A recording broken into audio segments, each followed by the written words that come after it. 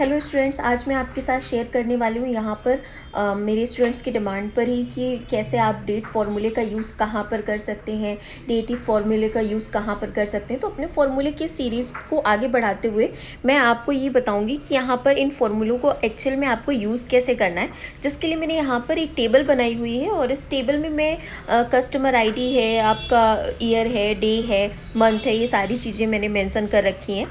अब अगर आप यहाँ पर अपनी डेट ऑफ बर्थ को एक सीक्वेंस में लिखना चाहते हैं, सीक्वेंस में एडिट करना चाहते हैं, तो उसके लिए आप नॉर्मल डेट फॉर्मूले का यूज़ कर सकते हैं।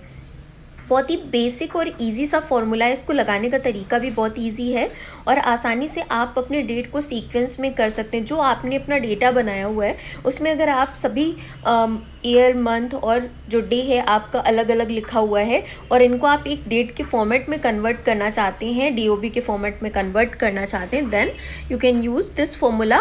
तो यहाँ पर आएंगे और इस तरीके से हमने लिखा हुआ है डेट और ओपन ब्रैकेट लगाएंगे। ओपन ब्रैकेट लगाने के बाद यहाँ पर सबसे पहले नीचे मुझे सिंटेक्स में शो कर रहा है, ये आपको ध्यान देना है, ईयर। सबसे पहले हमें ईयर का सिलेक्शन करना है। नीचे मुझे बताता रहता है, यहाँ पर फॉर्मूले में पता चलता रहता है हमें कि क्या आप यहाँ पर लगाने वाले हैं। तो ईयर का सिलेक्शन करेंगे।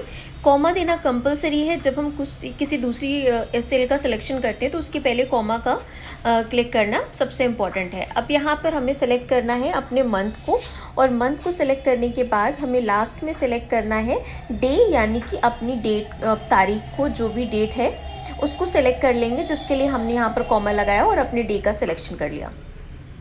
अभी इतना सेलेक्ट करने के बाद यहाँ पर इसमें आपको ब्रैकेट लगाना कंपलसरी है। इसे क्लोज कर देंगे, एंटर कर देंगे और ये देखिए आपकी जो डेट थी वो एक फॉर्मेट में यहाँ पर इंसर्ट हो गई है और पूरे डेट के फॉर्मेट में आ रही होगी।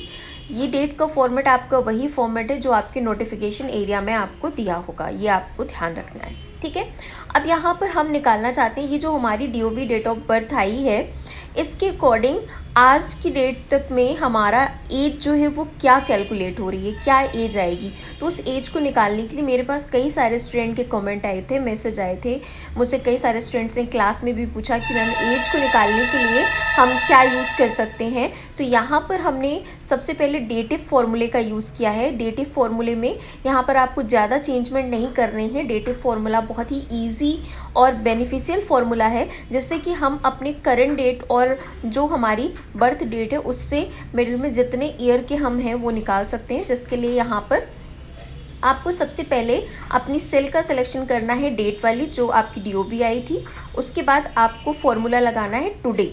टुडे जब आप डबल ब्रैकेट के साथ लगाते हैं दैट मीन्स ये आज की डेट को अपने आप फॉलो कर लेता है। ब्रैकेट में Y यानी कि ईयर लिखा है, जिसे हमने डबल इन्वर्टेड कॉमा में क्लोज किया है।